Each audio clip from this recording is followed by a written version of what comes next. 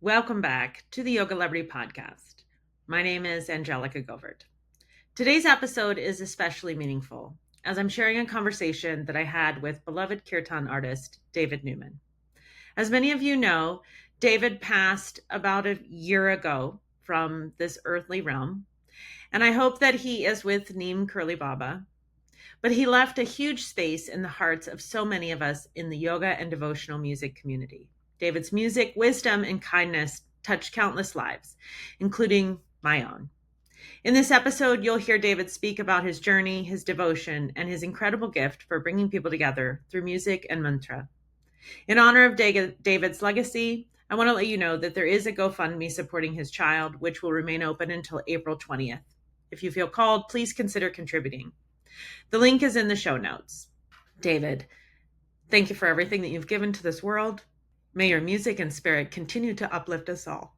And with that, let's dive into this very special conversation.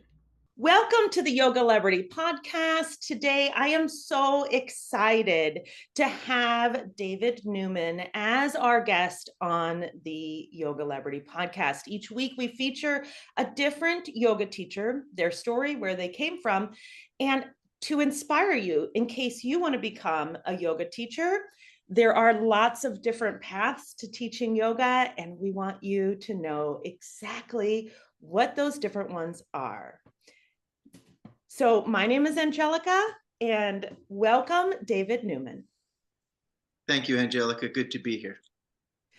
So tell us, what was your life like before you became a yoga teacher? I have no recollection. That's when life started. But I'll try to drum a story up just for the fun of it, okay? Okay, sounds great. Wow. Well, I became a yoga teacher officially in 1992. And so I was 29 years old at the time. I was just finishing up my Saturn return. So I had a few incarnations even before that.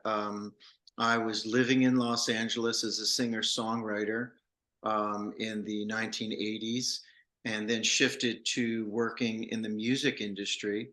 And then from there, decided in the late 1980s to move from Los Angeles to New York to go to law school. And I started law school in 1990. While I was in law school, I was in the West Village in New York City. I met a yogi who was traveling through and got deeply impassioned by yoga. And it was incredible. It really changed my life, especially being in graduate school and living in New York City. One would really have to cope with stress on many levels. So I was studying law and studying yoga. And at that time, I think I was practicing maybe literally between like 2 and 3 hours every day. And halfway through law school, felt that maybe law wasn't my calling, um, and that I wanted to teach yoga. At that time, the yoga center thing really hadn't happened yet. In New York City, it did a bit. There was Jivamukti Yoga, there was Laughing Lotus Yoga, but when I would go back to visit my home in Philadelphia, there was no yoga centers. So in 1992, in June, I graduated law school. I took the bar exam in August, and in October, I opened a yoga school in Philadelphia, which was kind of the first of its kind. It was called a Yoga on Main, and it was there for 30 years. It closed, after COVID, but it had a long history with me as part of it for like the first 15 years, and then not so much a part of it for the 15 years after. Wow, that's amazing. That's really incredible. 30 years. Yeah, when I started my yoga studio in Las Vegas, there were only like 3 studios here in Las Vegas, but now there's like 300, it feels like. They're on every corner. It's really grown. When I told people in my life at the time that I was opening a yoga school, they just thought it was the craziest, stupidest thing. I remember being next door to the yoga center when we were building it out, and I saw, the father of my very first high school girlfriend, and he asked me what I was doing with my life, and I told him that I was opening a yoga school. He said, no one's into yoga. That will never work." So, It's interesting. It's interesting because, my dad had a very similar reaction when I told him I was leaving my corporate job to open a yoga studio. And he was like, why? Because I was making like $150,000 a year in corporate. But I was deeply unhappy. And so I wanted to do something that would change people's lives. And the yoga studio was really like, yoga was just a conduit to help people find happiness. But it's interesting how we don't value soul work. And honestly, from my perspective, now at this point, I've made way more money as a yoga teacher. But one of the things that always struck me is Krishna Das had said that he didn't set out to teach yoga. It's just people kept asking him to do it. And that has been my experience as well. Like people just keep asking me to help them or to teach trainings or to come to their studio. And I wonder, is that a similar experience that you had? yeah, most definitely. I mean, yeah, a combination of that and just an inner desire to want to teach and to projecting that out into the world. I've never been the kind of person where I could do things that I wasn't passionate about. So I feel like our passions, attract everything. So yeah, the invitation, I would say, if I was to, describe it, came from within. Yeah, I think also many men at the age of 29 have this like reckoning within them where it's just this massive shift in values of what it is that I don't, there's something magical that happens to you all at 29 where you're like, wait, I have a whole life ahead of me, and this isn't how I want to live it. So it's interesting to hear you say that 29 was the year that you decided to make that shift.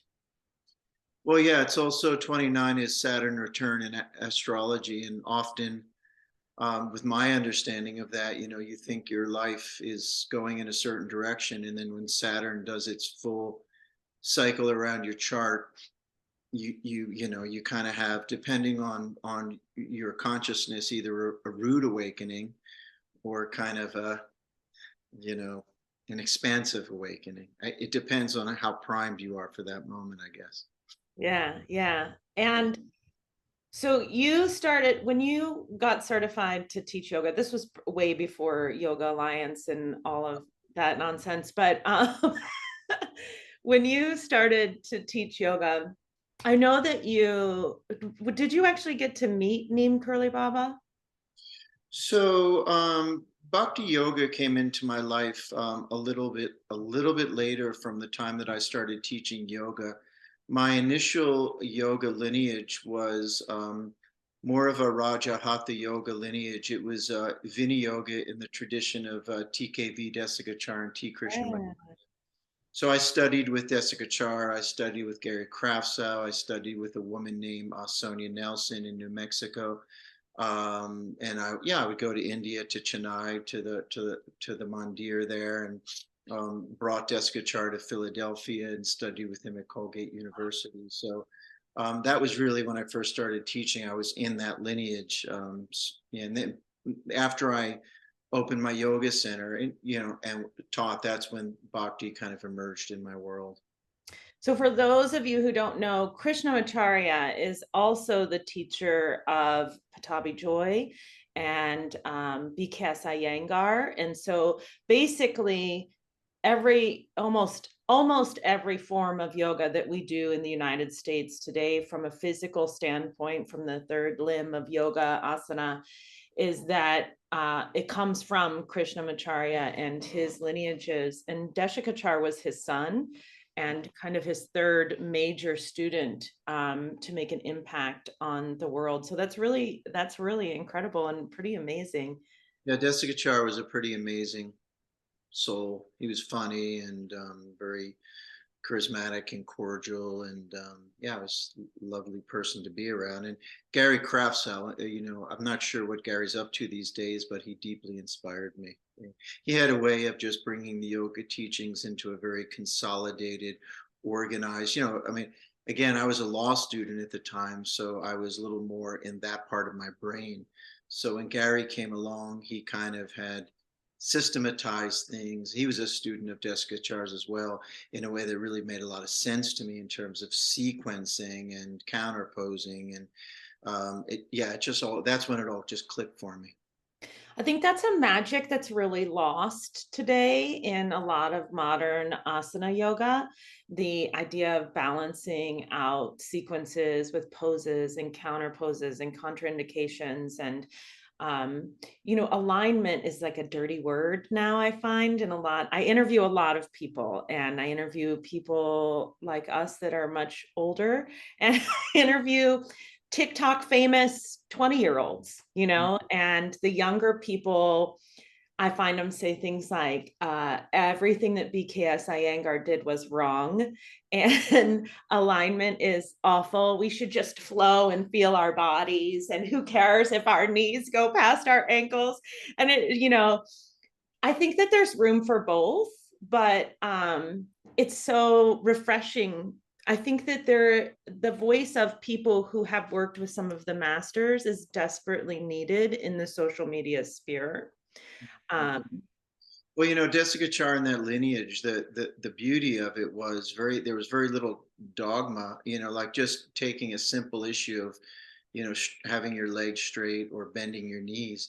It was really a person to person scenario, depending on how the makeup of that person's, anatomy was, how their body operated. So every pose that we did, there was always infinite possible adaptation. So it wasn't like you do the pose this way. It's, really honoring a person's body and a person's condition at that time in their life. One of the beauties, like about Krishnamacharya, was what he was preaching toward the end of his life was very different than what he was preaching younger. And wasn't that he had moved on to something else, but as an older person, he was seeing the value in changing things around to make sense for the time of life you're in. So I think in what anything in life, not just yoga, just that adaptation to what the moment is calling for is to me a big part of the essence of yoga. when did you start moving into this more bhakti um, style of resonation for your own practice and for what you offer to the world? Yeah, well, when I was working with Desikachar and Gary and Sonia, I was part of that lineage was Vedic chanting. So that's when I started learning about Sanskrit and chanting, and so that was the first time that I think as a musician, because I've been playing guitar and writing songs since I was an early teenager. So when I got introduced to Nada Yoga through Vedic chanting, that was definitely an awakening for me. But after I opened the yoga center, I started to become aware of yoga music or kirtan, or there were musicians and seekers, yogis who were blending the tradition with some really kind of Western instrumentation and production. And so I because I was teaching yoga, I was listening, to music in that genre. So I became exposed to Jayu Tal, he like the Shiva Station album, or at that time, Krishna Das had made, I think it was called One Track Heart was his first album. And then I was exposed to Bhagavan Das's music. And I started listening to these mantras and to this music. And as both a yogi and a musician, it was a huge aha for me. And then noticed that all three of them had the same guru named Karoli Baba. And so just the way I am, my personality is when I find something I love, I just like to share it with everyone, for better, for worse. I think it's for better.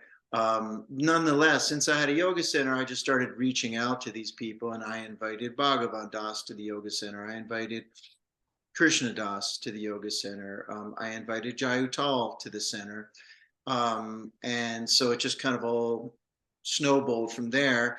And then being a musician, then I picked up my guitar, I bought a harmonium, and I started learning these mantras. And because I was a songwriter from a very early age, I saw that many of these musical kirtan luminaries were taking these ancient mantras and then writing chord progressions and modern melodies. And so I just started getting creative with that, and kind of all expanded from there.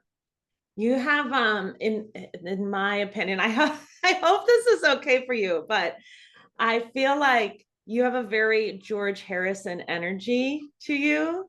Oh, And your music reminds me of his music very much, especially some of his, when we went to India, we went to the ashram that the Beatles stayed at, which, Rishikesh. yeah, that was pretty amazing.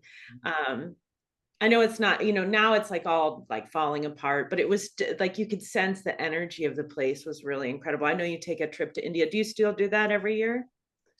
I was going for a while, and then after 2020, I took a break, and I haven't gone back to India. But for me, talk about George Harrison, the Beatles. I've always felt like my lineage is Western singer-songwriter and Eastern, Bhakti Yoga. So it's always been a natural inclination to want to bring those worlds together. I think it's served me as an artist because we are bringing this music to a Western audience. So for a lot of people, they were hearing the mantras, but they were also hearing it contextualized in a musicality that was very familiar to their ears. So it was something I just organically did because I wanted to, but by the same token, I think it really resonated with a lot of people who enjoy both of those worlds, seeing them come together in the music. I think that probably my favorite song that you've done is Love Belongs to Everyone. I thank you. I just played that last Saturday night here in Asheville. That was a song, interestingly, that was on an album I did called Stars. And I think Stars may have been like the album that I infused most of myself into because it was the album that I played more instruments than I typically played on other albums. And then when you're a writer, you write a song and then you hear it in your head. And then when it's done being recorded, it's typically different, and sometimes you feel like it succeeded to a greater or lesser degree. But that particular recording, I was very pleased with. When I was finished with it, I just felt like, because I've done like what 11 albums, and not every song, came out like in a way where I just listen and go like, whoa. But that was definitely one. It really came together in the studio for me. Yeah, it's a beautiful song. That entire album is probably my favorite. Oh, Uh, thank you. yeah, I really like it. I did when I was in Goa, there was a harmonium and there was this guy that was like up on the stage and he was playing and I went over and I was like, "Could I play something with you?" And I played Travel Well. Oh, And no. yeah, and he was like, "Whoa," like come all chanting Asatoma. And he's like, why is this white girl know this stuff? Did you did you learn that at Sean's immersion? Because I know he teaches travel well. Did I you? did, yeah, I did. That's a nice one to pick up. There's a few songs of mine that, I love writing songs that are really simple. If within the simplicity, there's some, it's interesting to listen to. And Travel Well was one of those songs, it's just, it goes from A to G and that's it. There's two chords, the whole song. Like I did a song called Stay Strong, which is D and A, two chords. Not all my stuff is that simple, but if you can write something that has like two chords and make it interesting, I always feel like that's a win. And so Travel Well is another piece that is very meaningful to me. Yeah, I know you told me at Bhakti Fest. Will you be at Bhakti Fest this year? Not this year, no. Oh, well, 1 year at Bhakti Fest, you told me the meaning behind that song. And so I would love if you would share with everyone about Travel Well.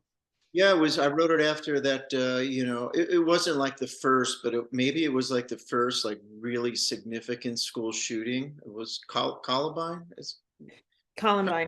Yeah, Columbine. And I was I had just become a father, and yeah, you hear that news, and to visualize the horror of that situation, it just like stabs you in the heart. And so typically when I feel like strong emotions, whether it's grief or sadness or anger or like whatever it is, one of the ways I typically process that, well, it's either through a practice, but part of my practice is creating, is writing music. It helps me move things through. So in the pain of and the aftermath of that experience was when I wrote the song "Travel Well," and it was just a prayer for those souls to just travel well on their journey. Since then, it's just it's also become a song that I dedicate if somebody comes to a concert and somebody has just died, or it's just wishing a soul well, whether they're embodied or not embodied, just sending out a prayer for them to have a graceful journey. I know there was one particular yoga teacher training group. I've done, I think now 28 in-person teacher trainings. And there was one particular training group that just absolutely loved that song. It was really their favorite and they latched onto it and they all sang it. So it's been a really big part. Learning that song from Sean. Sean Johnson is Sean Johnson and the Wild Lotus Band, who are from New Orleans, and they host a Bhakti immersion every year. He just finished one up. It's amazing. But you and Sean do a partnership usually around New Year's, correct? Where you do a similar thing. Can you talk about that a little bit? Yeah, we've gotten together for a week-long program. It varies, could be anywhere from 3 days to 7 days, called Bhakti Bliss, where we support people in finishing up the year and beginning the next year in a really open-hearted, positive space. So we did it at Kripalu in Massachusetts for yeah, over 10 years until 2020. And then, with the rest of the world, we took a break. We did it online. And we've been thinking about, uh, you know, resurrecting it in person. Uh, but Kripalu isn't yet really set up for it. So um, we've just been thinking about where we may want to do it, but we haven't decided yet where Well, that. there's so many Bhakti yogis on the West Coast. We I, have many wonderful places out here in the desert.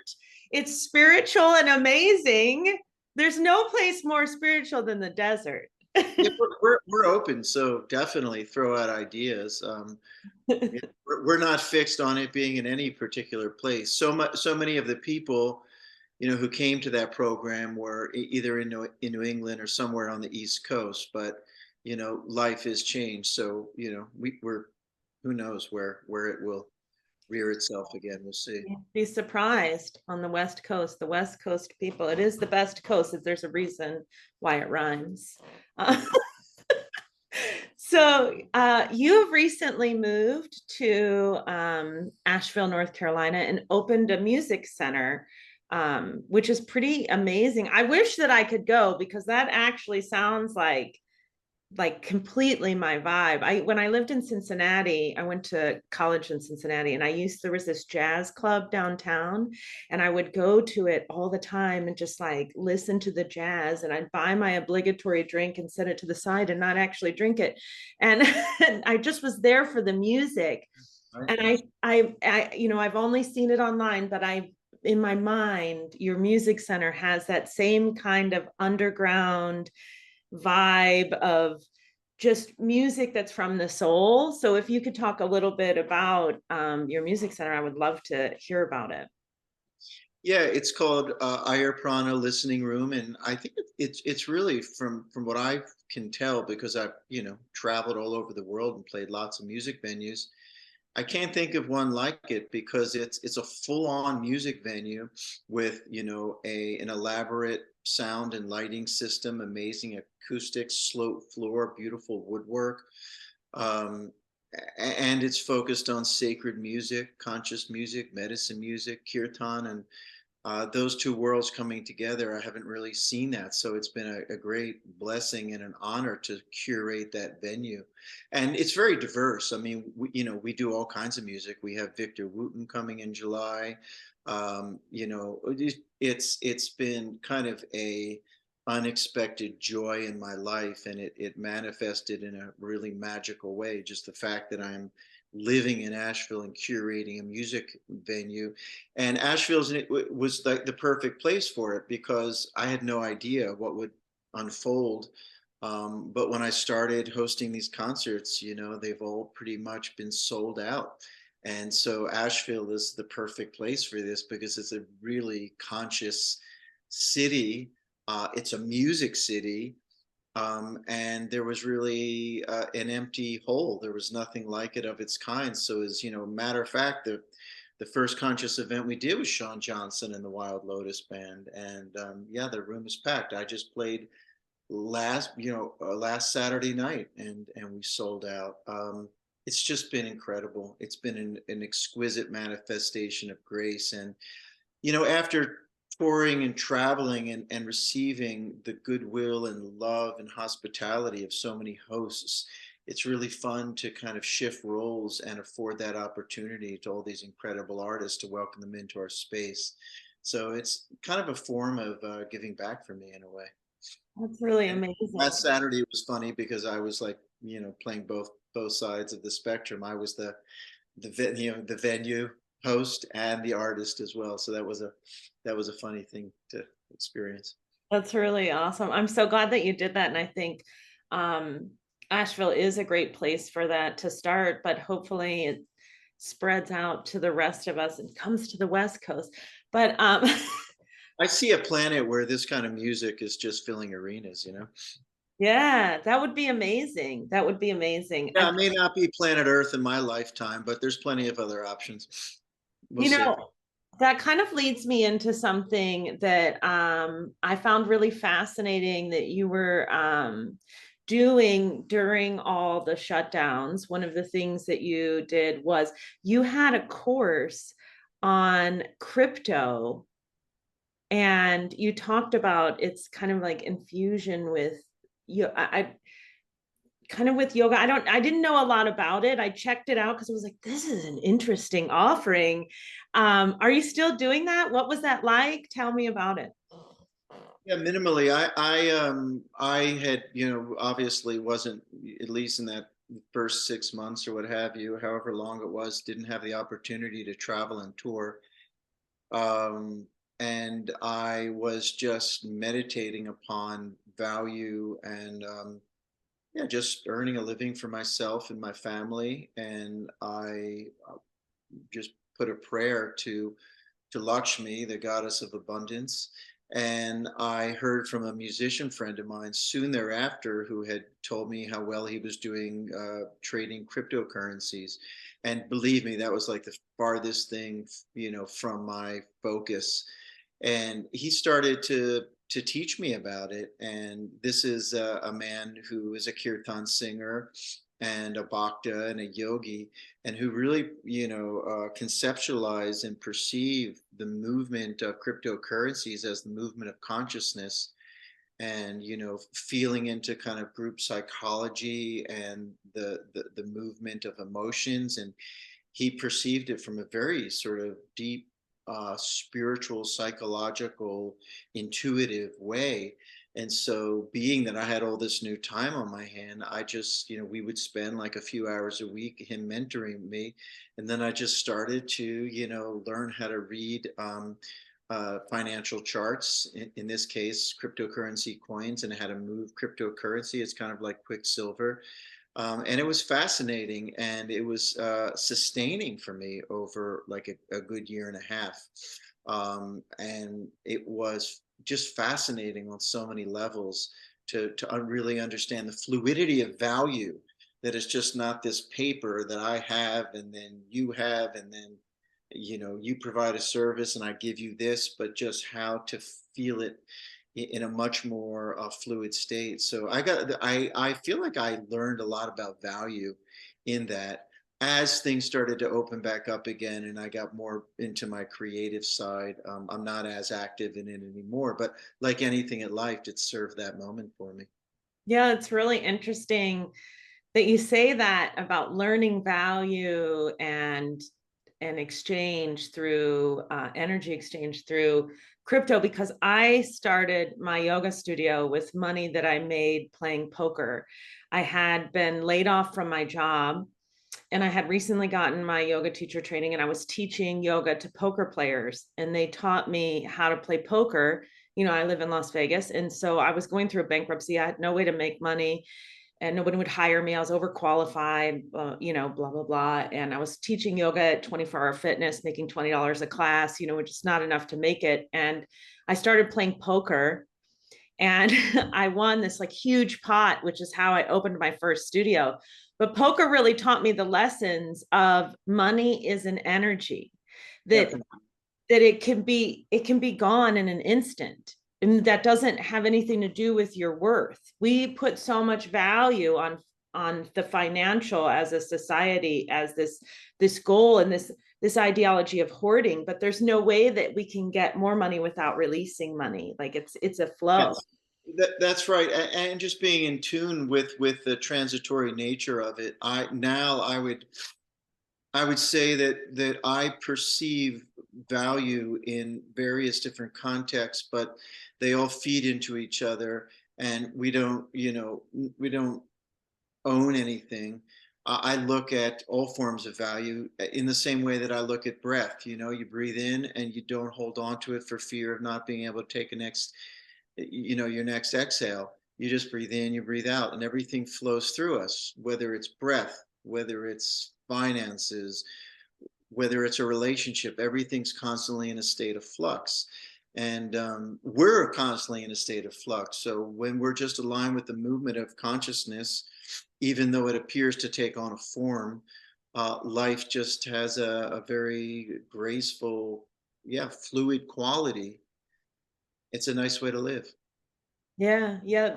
You're actually the first person that I ever heard use the term conscious uncoupling when you and your partner decided to shift the way that your relationship works. And that's another thing that I think we all hold on to, is the ideology that relationships have to look a certain way. Absolutely. I was joking to a friend yesterday. I said, in the spiritual world, being present in the moment is always acknowledged as a value, except in relationships. That was kind of a joke because, it's like there's so much conditioning and agendas around, what the nature and the form and how long it's supposed to last and da da da da da.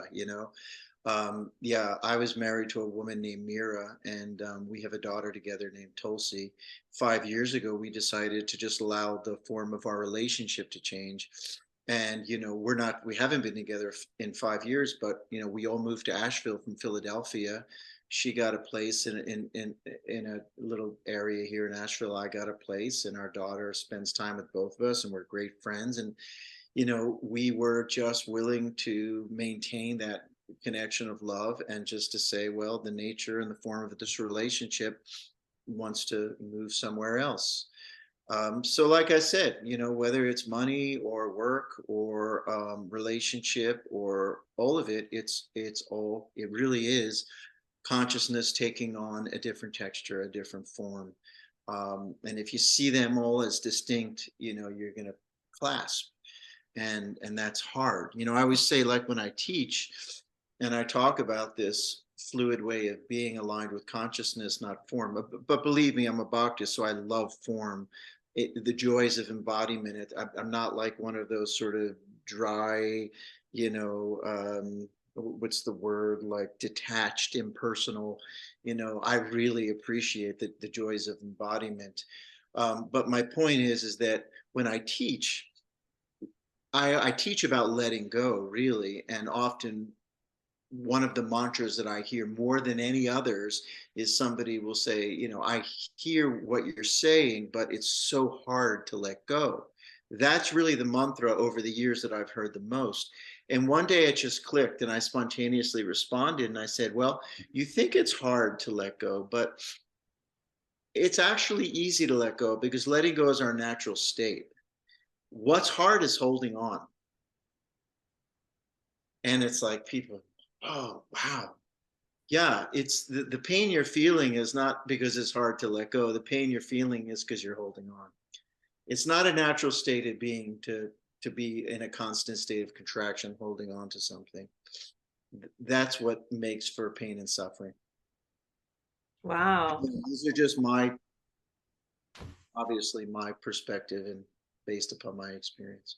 Yeah, I think that's really insightful. I think that's really insightful. I think that many people would have a fear, taking the relationship, for example, that if they were to change and shift their relationship with someone that they were married to or that they had a partnership with, and then they continue to be friends with that person, have a connection of some sort, that they would never be able to then enter into another relationship, Right. that would always be in the way. But you've shown that that is not actually the case, that there can be like this more fluid flow to that.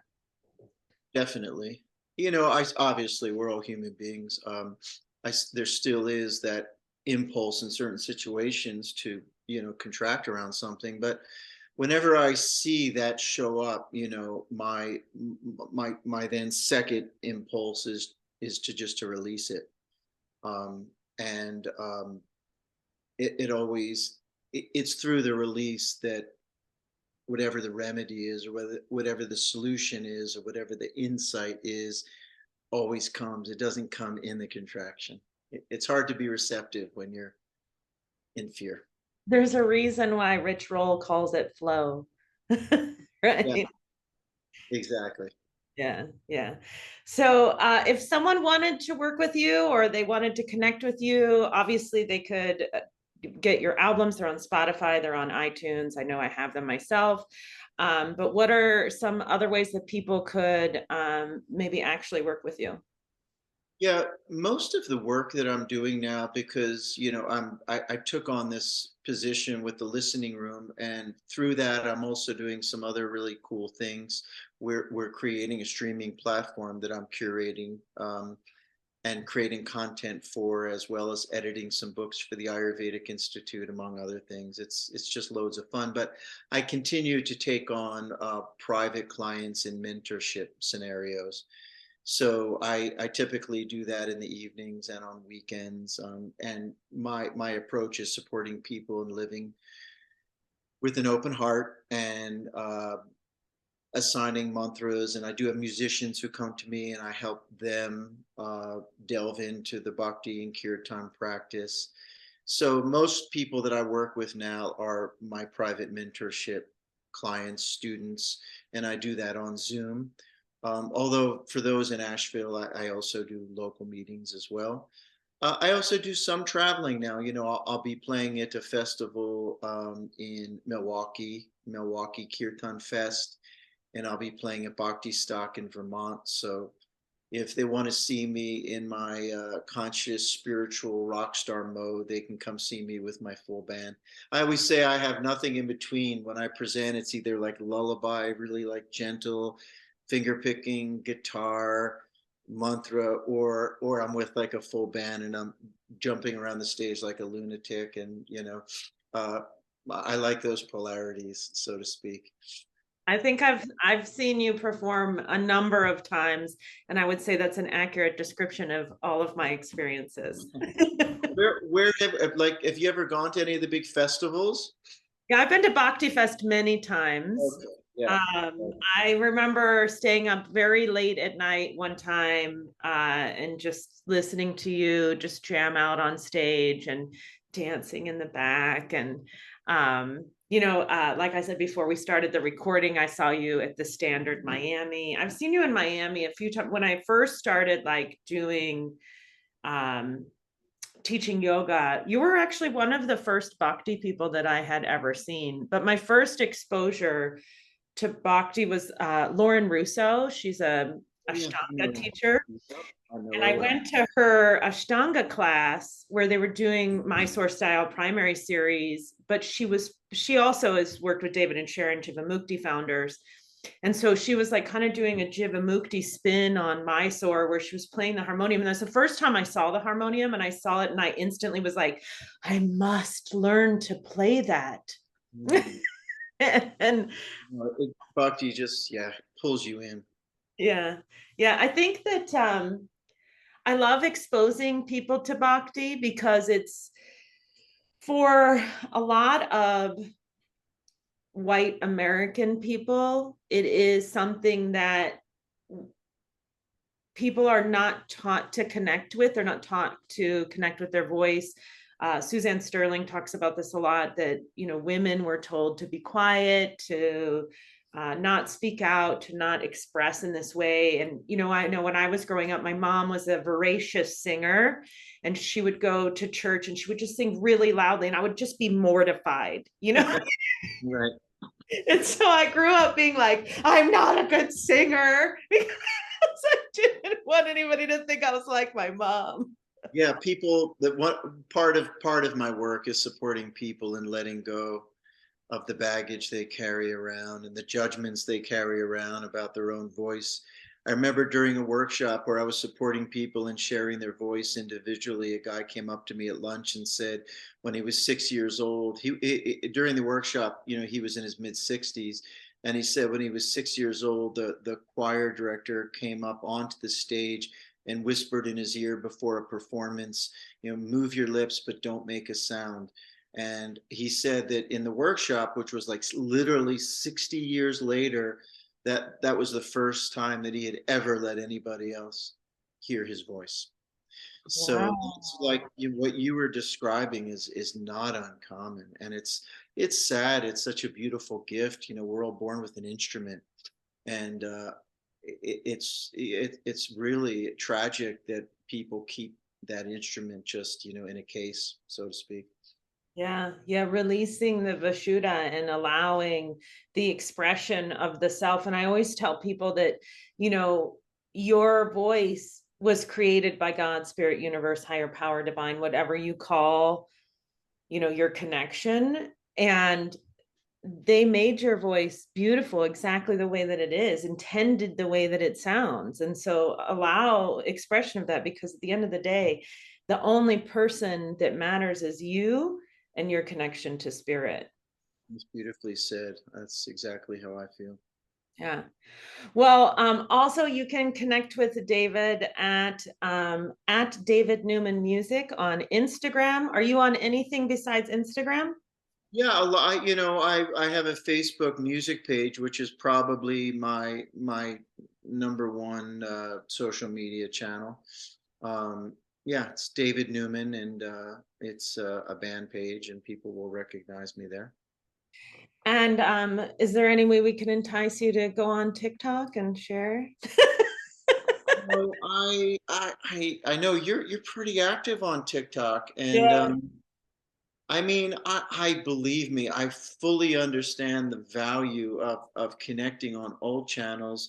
I just feel like for my own life, the direction for me is less social media, not more. But who knows? Maybe I'm missing the boat here. Well, I think of social media as service work, right? I Yeah, don't do it for myself. If it was me, I would have no social media. Like 5 years ago, I had nothing. I had no presence on social media whatsoever. I didn't want anything to do that. We don't have an Alexa in our house or anything like that. yeah, Like I'm hesitant to have my phone. I want a dumb phone. I don't want a smartphone, but the amount of people that I have been able to connect with and cultivate and help build up. There are so many young women that I have been able to work with online that have never had anyone say to them, you're doing a great job. You're on the right path. This is what you're doing is okay. You're all right. And so that connection and that voice that so many people in our age group, I don't actually know how old you are, but I'm about to be 50, and so I assume that you're around my age. yeah. Um, I'm about a decade older. I'll be 60 this year. So well, happy short. birthday. Uh, but there, we have so much to share. You have so much to share, and I hope that you will share more because you do. I every time I interact with you, whether it's in a concert or it's here or on social media, it's always a enlightening experience. So, Thank you, Angelica. I appreciate it. I'll and you check have out TikTok one of these days. Is it different than Instagram? Isn't it just just similar? take your Instagram reels, Uh-huh. download them without the watermark. I'll send you a link on how to do that and then upload them to TikTok. That's literally it. It's the same thing. Got it. Got it. Okay, well, I'll meditate on it. Okay. You also have a website, right? Yeah, davidnewmanmusic.com. All right. Well, thank you so Yeah, much for one thing joining. that just Oh, one thing that bears repeating is that David Newman is a very musical name. And so there is David Newman, the soundtrack composer. There's David Newman, the tenor saxophone player, and there's David Newman, the chant artist, so to speak. So just let people know that they may go looking for me and find other David Newmans, and just to be patient, they will find me and they'll recognize me. and also, they should not confuse you with your brother-in-law, Randy Newman. Yeah, I think the other David Newman is related. They're all soundtrack composers. Their father was Lionel Newman, two sons named Tom Newman and David Newman, and they're all, and Randy Newman is like a cousin, and they're all like the top Hollywood soundtrack composers. So So Randy Newman, if people that don't know, Randy Newman he's written a lot for Hollywood, but yeah, he has kind of funny joke music, but David and Randy are not related. That was just a joke. no, no, we're not. And I remember one time his cousin, the other David Newman, you know, was performing like the Star Wars soundtrack at Hollywood Bowl in Los Angeles, and I got an email asking me what I wanted in the green room and what my rider was and where they should send the check, and You were like, send the check to. yeah, no, that would not have been very yogic, but nonetheless, it made me laugh. And we actually had our royalties confused at times. So, what? Oh, wow. Well, it pays to have a unique name like mine, but Yeah, if right. if you could leave everyone with one word of wisdom, one thing that you really want everyone to know before we go, what would that be? Yeah, can I set it up and then? Yes. Yeah. So I started meditating, doing TM when I was about 12. And so now I just divulge my age. I'm going to be 60. So that's like almost 50 years of spiritual practice. I've really been thinking about the simplicity of the practice and really getting down to the bare essence, because there's so, there's hatha yoga, there's mantra, there's meditation, all forms of yoga, all forms of meditation, books on this, books on that, Buddhism, Hinduism, whatever. I do think about the distillation and the simplicity of the spiritual path. And I I've really come up with four words that I think distills all of it. I'm not going to share those today, but no, I will. I'm just joking. Anyway, I was like, yeah, please. No, it's be present and be kind. That to me is everything in a multivitamin. okay, all right. I find that the suffering comes when I'm somewhere else, when I'm not here. And by the same token, I find that the mind is a funny little character and always wants to assert itself. And so I'm hyper attentive to being kind. So when I'm present and kind, life is good. And there's really not much more there that I think anyone needs. Well, thank you. Shh. Those are wonderful words to leave us on. Right And on. if you enjoyed the Yogalebrity podcast, please do make sure to subscribe, follow at David Newman Music and at Yogalebrity on Instagram and all the other social platforms. Thank you so much for being our guest today. I appreciate you. Thank you. Namaste, Angelica, and to all those who are watching and listening. Peace and love.